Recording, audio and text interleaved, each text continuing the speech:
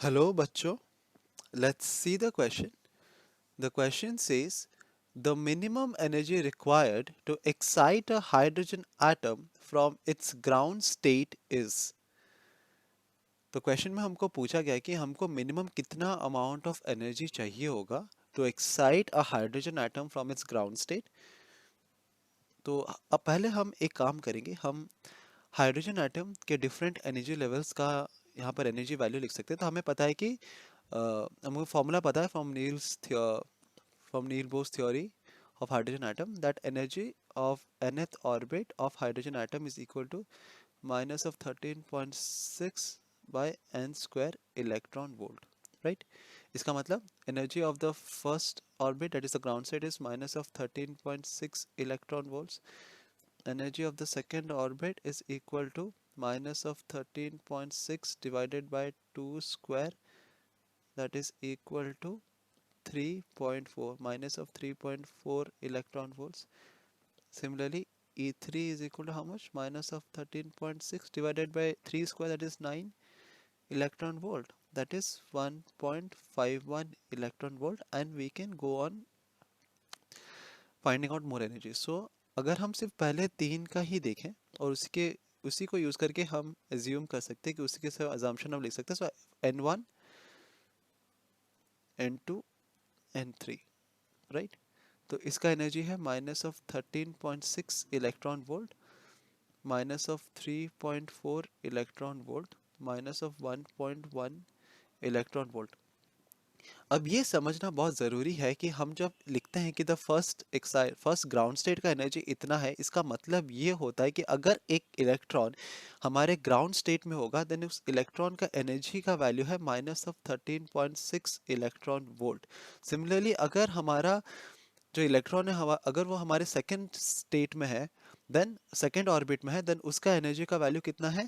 That is equal to minus of 3.4 electron volt. अगर वो third orbit में है तो उसका एनर्जी है माइनस ऑफ 1.51 इलेक्ट्रॉन वोल्ट। हमारा इलेक्ट्रॉन का कोई रैंडम एनर्जी नहीं हो सकता, जैसे कि हम हमारे bourse theory of hydrogen atom में कहा गया था कि हमारा इलेक्ट्रॉन कोई एक रैंडम एनर्जी कैरी करके नहीं मूव कर सकता, एक particular amount of energy he carry करके रह सकता है। और ये एनर्जी कितना होता है? जो कि हमारा एनर्जी ऑफ द ऑर्बिट होता है। अब हमको क्वेश्चन में पूछा कि what is the minimum energy required to excite a hydrogen atom from its ground state. तो हमको देखा कि E1 which is the energy of electron in the ground state कितना है? Minus of 13.6 electron volt. E2 कितना है?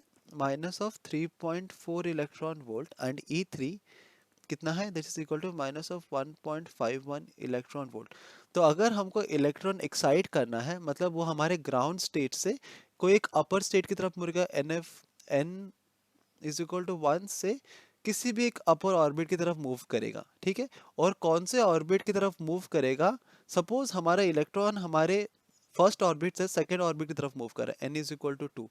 तो second orbit में पहुंचने के लिए सेकेंड, अभी हमारा इलेक्ट्रॉन यहाँ पर है और इसका इलेक्ट्रॉन एनर्जी है माइनस 13.6 इलेक्ट्रॉन वोल्ट। जब हमारा इलेक्ट्रॉन एक्साइट होकर सेकेंड ऑर्बिट में आ जाएगा, तब इसका कितना रिक्वायर्ड एनर्जी होना चाहिए? वो होना चाहिए ऑब्वियसली माइनस 3.4 इलेक्ट्रॉन वोल्ट। तो कितना अमाउंट ऑफ एनर्जी उसको प्रोवाइड करना पड़ेगा? हमारा इनिशियली इलेक्ट्रॉन का एनर्जी था माइनस ऑफ 13.6 इलेक्ट्रॉन वोल्ट। कितना एनर्जी हम इसको प्रोवाइड करेंगे ताकि सेकेंड ऑर्बिट में आने के बाद इसका फाइनल एनर्जी होगा माइनस ऑफ 3.4 इलेक्ट्रॉन वोल्ट। तो कैसे कितना एनर्जी? तो ई कितना हो जाएगा?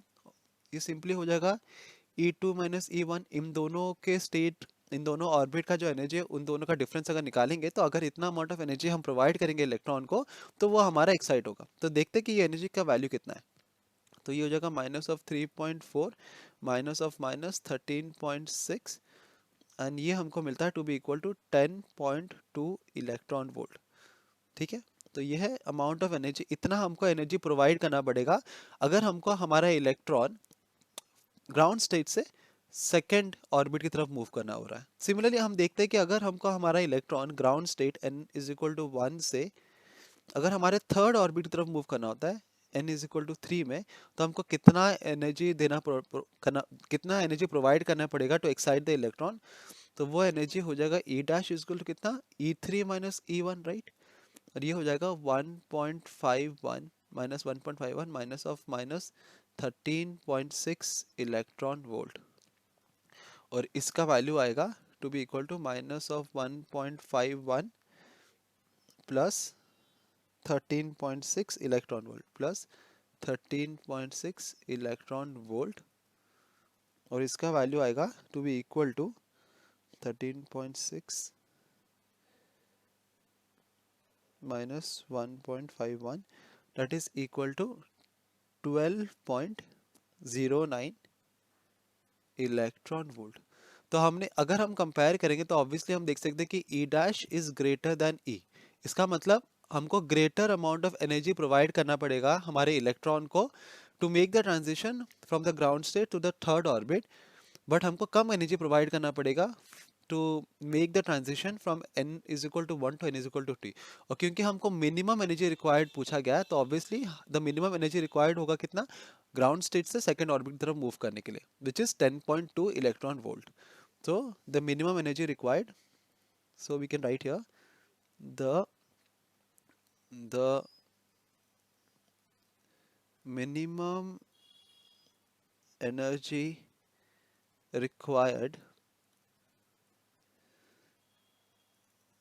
will be equal to 10.2 electron volt, which is option number D, जो कि हमारा करेक्ट ऑप्शन है।